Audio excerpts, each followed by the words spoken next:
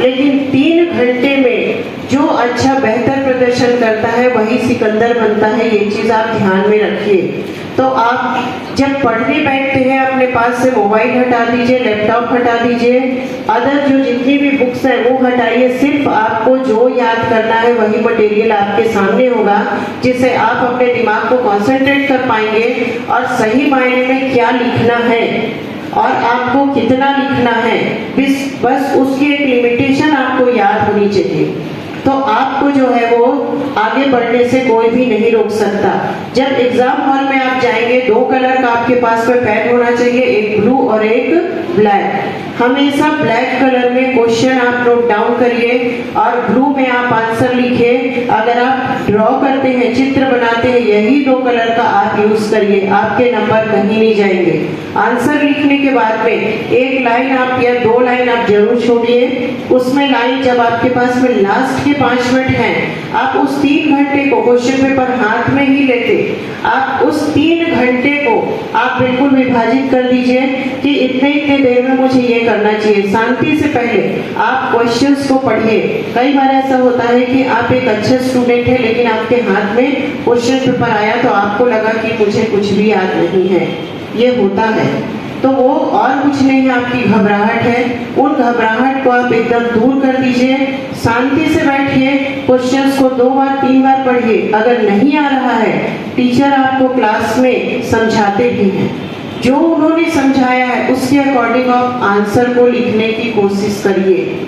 आपके मार्क्स कहीं नहीं गए हैं, लेकिन आप सोचेंगे कि मैं पीछे वाले से पूछूं या सामने वाले से पूछूं या जो टीचर वहां ड्यूटी कर रहा है मैं उनसे पूछूं।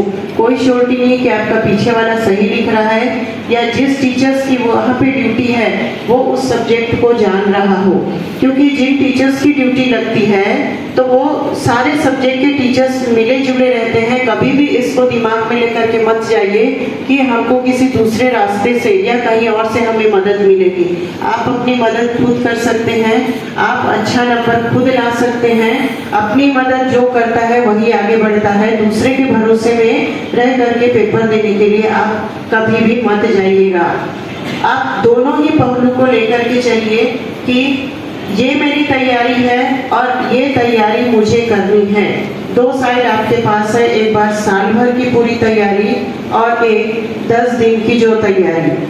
10 दिन की तैयारी, साल भर में आपने जो पढ़ा, बड़े बड़े आंसर आपने किए, उनको आप एक तरफ रखिए। जो घबराहट, भय, डर और एक चिंता व्याप्त हो जाती है और परीक्षा जो है वो सभी के जीवन में एक ना एक बार अवश्य आता है। इस बार की परीक्षा कुछ ऐसी है कि जिससे डरना स्वाभाविक है, कारण कि 2 साल हमने कोरोना की वजह से घर पे ही बिताए हैं और लगभग परीक्षा क्या होती है ये सभी बच्चे भूल चुके हैं। ये एक बहुत ही बड़ा मुद्दा है और कुछ समय पहले हमारे प्रधानमंत्री ने भी इस विषय पर बच्चों से खुले तौर पे चर्चा की है और आज इसी चर्चा को आगे बढ़ाते हुए परीक्षा से आपके लिए, आपके मन से परीक्षा का डर भगाने हेतु हमारे बीच में उपस्थित है हमारे ट्रेजरर, ये school manager Shri Pranay Kumar Agarwal sir, Hindi medium के प्राचार्य श्री संजय कुमार शर्मा सर और सारे शिक्षकगण, साथ में उपस्थित 9वीं से लेकर के 12वीं तक के बच्चे,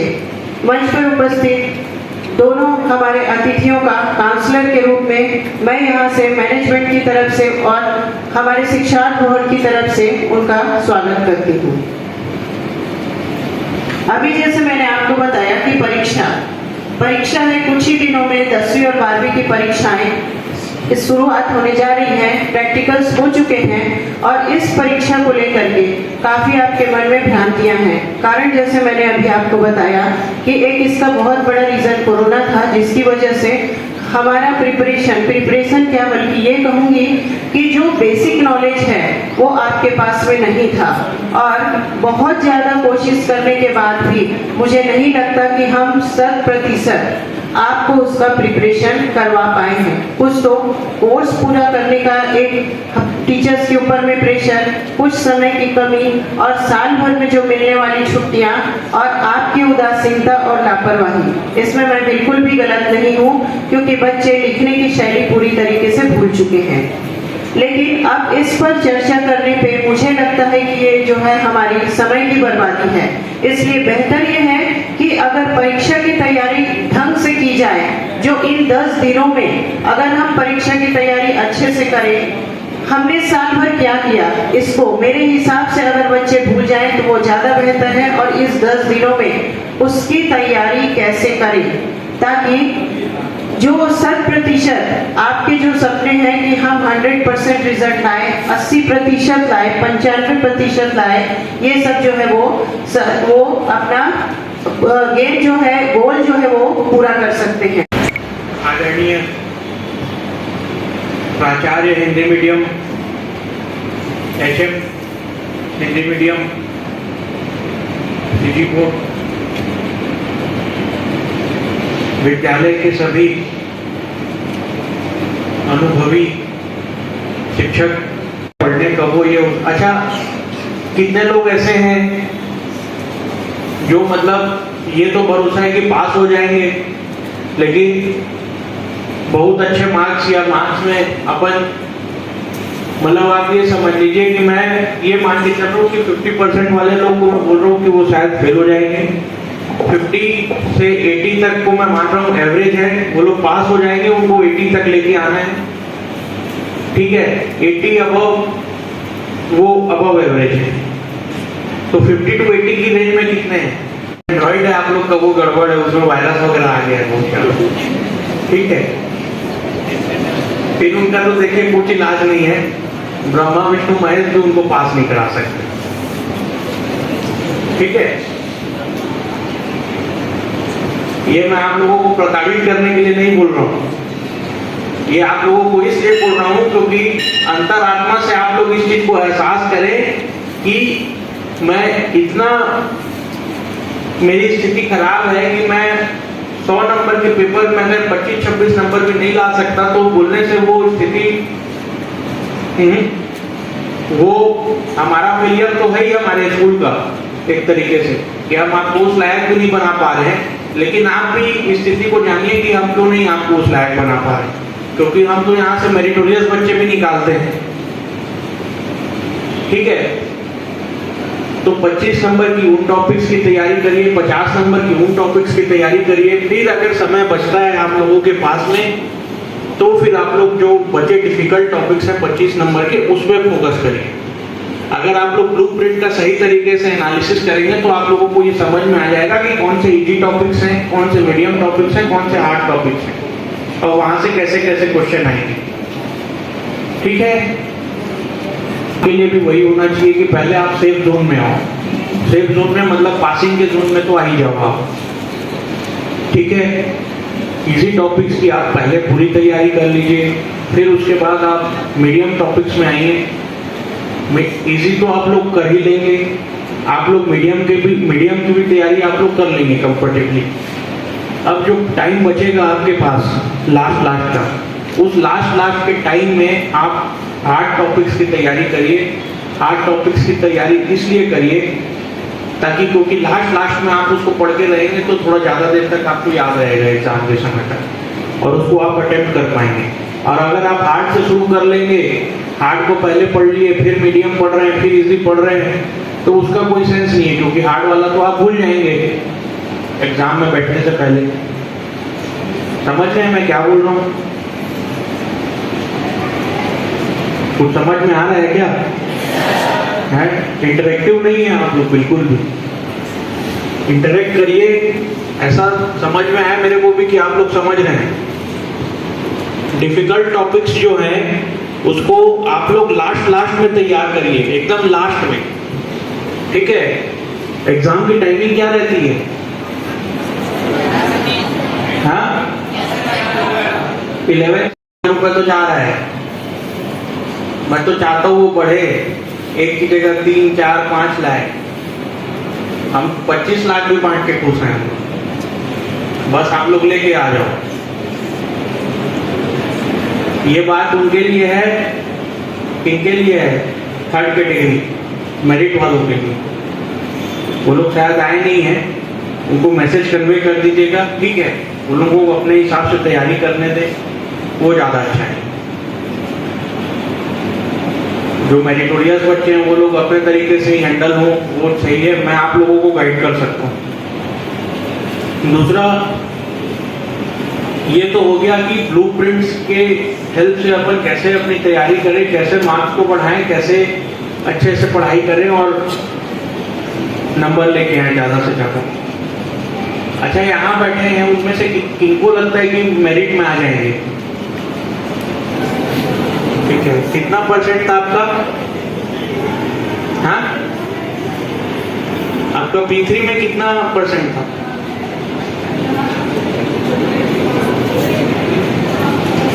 परसेंट आप और बढ़ाओ। अगर यहाँ 97 ला रहे हो ना, तो ये संभावना ज्यादा है कि आपके बोर्ड में 96% आएंगे। 1% में काट के चल रहा हूँ आप, ठीक है?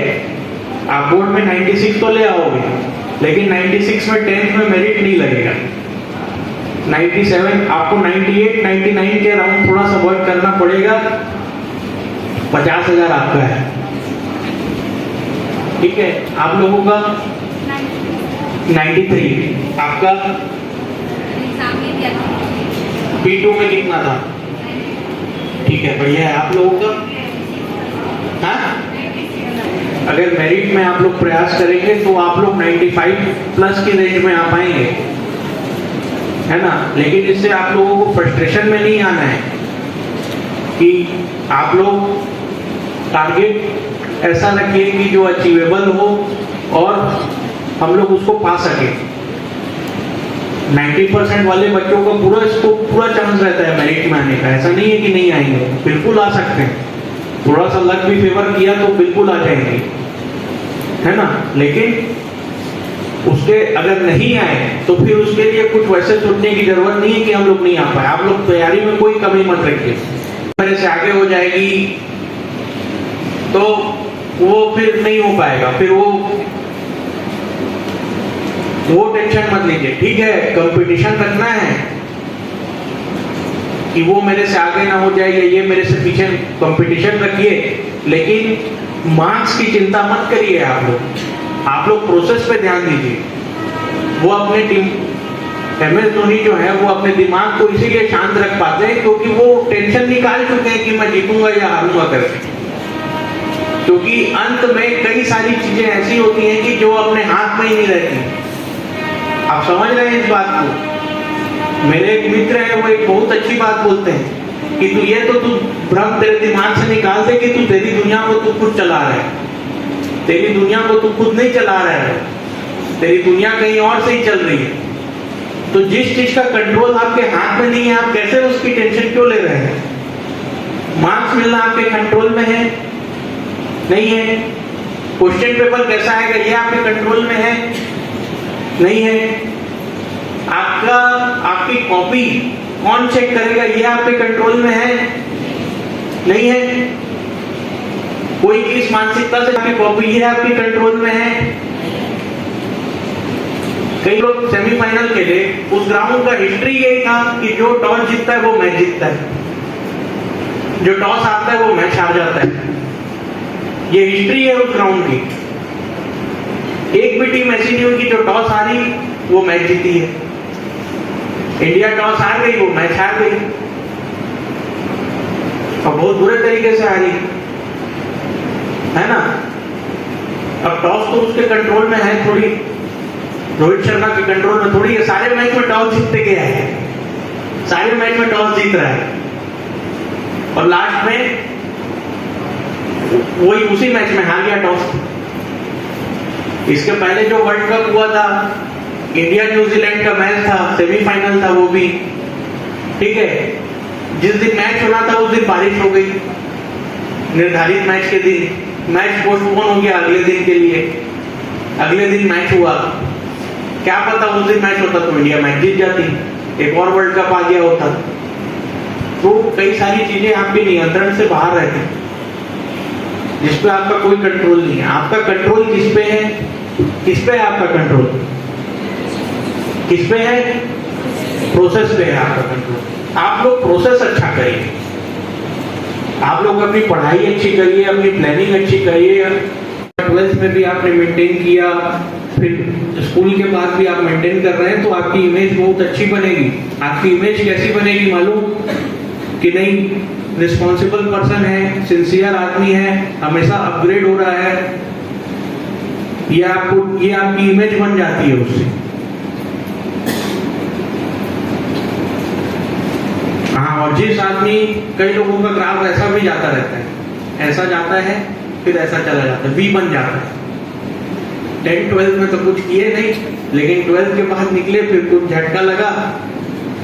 वो एक तो मूवी थी ना, शादी में जरूर आना, पागल हो जाता है वो, उस टाइप का भी होता है। आप लोग अपने आप को उस स्थिति में मत रखिए, है ना। वो एक्सेप्शंस हैं, वो एक्सेप्शन का मामला है, वो अपवाद है, ठीक है। नहीं सर हम तो अपवाद हैं, ऐसे मत बोल के मतलब वो मत करना, अभी क्या करेंगे सर बाद में करेंगे करके। वैसे लोगों की भी कई लोग इमेज अच्छी नहीं बनाते। उसमें क्या है, उसमें ऐसा लगता है कि ये आदमी स्टेबल नहीं है। मेहनत का कोई भी शॉर्टकट नहीं है, ऐसा कुछ भी नहीं है इस दुनिया में, ऐसा कोई भी मंत्र नहीं है, कोई भी कैप्सूल नहीं है कि खाए और निकल लिए। वो अगर कोई वो मंत्र देता है तो वो फिर समझ लीजिए वो फर्जी आदमी है। लेकिन फिर भी कुछ कुछ तरीके जो हैं जो मैं फॉलो किया करता था वो मैं आप लोगों से शेयर कर रहा हूँ। जैसे जो भी क्वेश्चन आंसर्स आप लोग करते होंगे उनके आंसर आप लोग पैराग्राफ में तो लिखते नहीं होंगे, पॉइंट में लिखते होंगे। पॉइंट में लिखते हैं, जैसे 6-7 नंबर का क्वेश्चन आता है तो उसके लिए आप 6-7 पॉइंट दे देते हैं, है ना। 6 पॉइंट या 7 पॉइंट देते हैं तब आप लोगों को नंबर। अच्छा, वो जो पॉइंट लिखते हैं उसकी एक हेडिंग भी लिखते होंगे, एक वर्ड की जो बोल्ड में रहता है, जो हेडर बोलते हैं जिसको, वो भी लिखते होंगे। तो देखिए एग्जामिनर के पास इतना समय नहीं रहता है कि वो हर एक पॉइंट के हर एक अंदर के कंटेंट को घुस घुस के चेक करे, उतना समय नहीं रहता। सबसे पहला काम आप लोगों को जो करना है, जो बड़े बड़े लंबे लंबे क्वेश्चंस हैं उनका आप लोगों को ये काम करना है कि वो उसके हेडिंग्स को आप लोग याद कर लें। आप लोग हेडिंग्स को याद कर लेंगे ना तो आपका 60% काम तो वहीं हो जाएगा, क्योंकि वो शब्द ही काफी होता है कि मेरे को क्या कंटेंट देना है। सर मैं क्लास 12th की स्टूडेंट हूँ। 1 मार्च से हमारा एग्जाम स्टार्ट होने वाला है। हमारे पास लास्ट के सिर्फ 20 डेज रह गए हैं।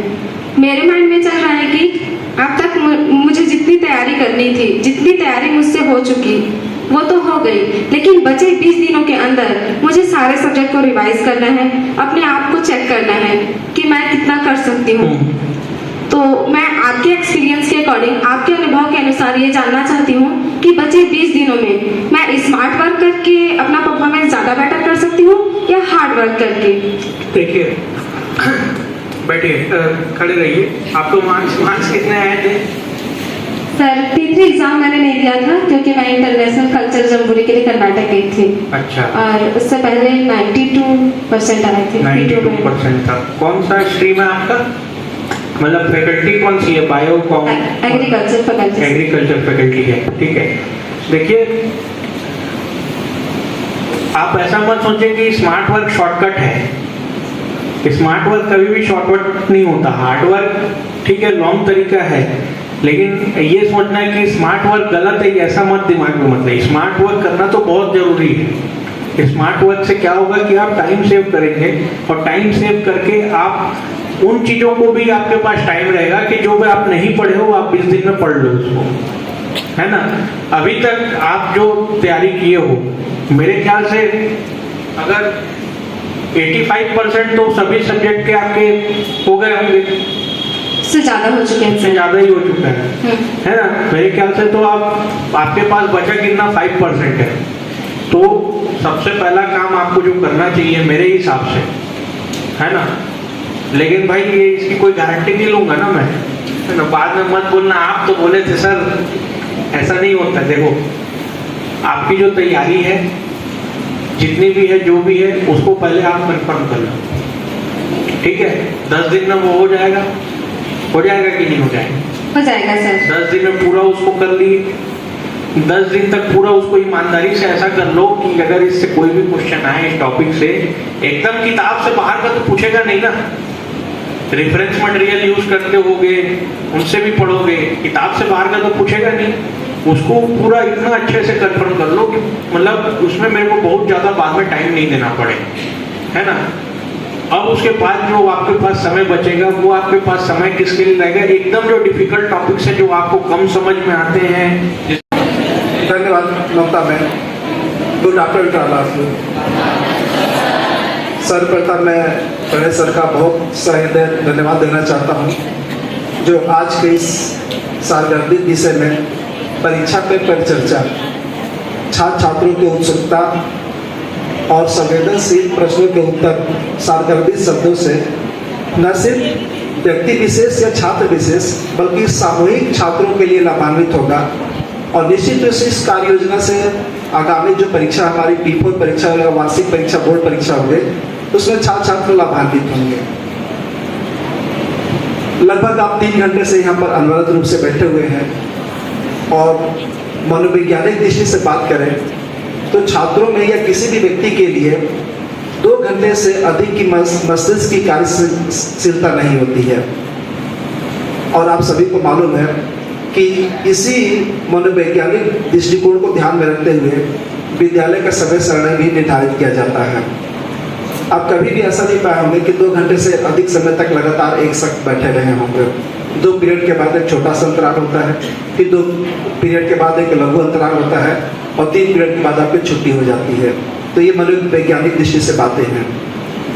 मैं सिर्फ 5 मिनट में बात खत्म करूंगा क्योंकि काफी हो चुका है। अगर आप अपने मेमोरी को रिकॉल करें तो जुलाई के महीने में जो हमारा P1 परीक्षा हुआ था उसमें लगभग 25 से 30% का सिलेबस पूछा गया था। लगभग 45 से 48 दिन की कार्य अवधि पूरी हुई थी। सितंबर में जब हमारा P2 परीक्षा हुआ तो हमारा सिलेबस का जो कंटेंट था, पाठ्यक्रम लगभग 45 से 50% था और कार्य अवधि हो गई थी लगभग 86 से 88 कार्य दिवस। P3 की परीक्षा दिसंबर में आयोजित हुई। इस परीक्षा का जो हमारा कंटेंट था, पाठ्यक्रम था, वो लगभग 85%, 80 से 85% हो गया था और लगभग हमने 148 से 152 कार्य दिवस पूर्ण किए थे। और आज हम इस दृष्टिकोण में सब बैठे हुए हैं आखिरी परीक्षा के लिए और आज 8 फरवरी को लगभग 184 कार्य दिवस पूर्ण किए हैं। आने वाले में लगभग 20 दिन की परिचर्चा है। कुल मिला के अगर इस संदर्भों में बात किया जाए तो हमारे पास एक वर्सेस है 184 वर्सेस 20 दिन। हम 20 दिन की परिचर्चा करें कि हम आने वाले 20 दिन में अपने परीक्षा परिणाम को कैसे बेहतर बना पाए, हमारी कमियां क्या रह गई हैं, उस कमियों को कैसे पूर्ण करें। ये मुख्य बिंदु है। ये सभी छात्रों को इस बात को ध्यान से समझना होगा और अपने या अपने आप को व्यवस्थित कर चुके हैं या सबसे बड़ा प्रश्न कि क्या उसके लिए आप तैयार हैं, इस विषय को समझना होगा। सबसे पहले आप विशेष ध्यान रखें कि जब हम किसी विषय की बात करते हैं तो सामान्यतः विषय की बात होती है। कक्षा 10वीं तक के स्तर की बात करें तो गणित, विज्ञान या सामाजिक विज्ञान। 11वीं 12वीं के संदर्भ में जब बात होती है तो ये फिजिक्स, केमिस्ट्री, मैथमेटिक्स, बायोलॉजी हो सकती है या अकाउंटेंसी मैनेजमेंट BSc हो सकता है, एग्रीकल्चर के एनिमल हस्बेंड्री हो सकते हैं, मैथमेटिक्स साइंस हो सकता है या फूड प्रोडक्शन हो सकते हैं या अन्य विषय हो सकते हैं। कभी आपने ये ध्यान दिया कि जब आप ट्यूशन पढ़ते हैं लगभग 2 घंटा, विद्यालय आते हैं लगभग 6 घंटा, लगभग 1 घंटा आप घर में भी पढ़ लेते होंगे, तो कुल मिलाकर एक दिन में लगभग आप 7 से 8 घंटा अवश्य रूप से पढ़ रहे हैं। तो क्या परीक्षा के परिणाम आपके अनुरूप आ रहे हैं? ये भी सोचनीय विषय है। छात्र ने इसको कापियां पे भी नोट की होंगी। ये निश्चित रूप से आप घर में जाएंगे तो कम से कम आज के दिशा निर्देश का परिपालन करेंगे और अपने आप को इस शिक्षा के मुख्य धारा से जरूर जोड़ कर रखेंगे। ये हमारे विद्यालय का एक नूतन प्रयास था, छात्रों को परीक्षा पर चर्चा करके उनके मानसिक जितने भी तनाव है उस तनाव को हम दूर कर सके और अपनी बातें आप तक पहुंचा सके। कहने का आशा ये है कि विद्यालय हमेशा प्रयास करता है कि शैक्षणिक वातावरण को हम किस ऊंचाई पर ले जाएं और इसके लिए सतत आवश्यक है कि हम हर गतिविधियों को ध्यान में रखें।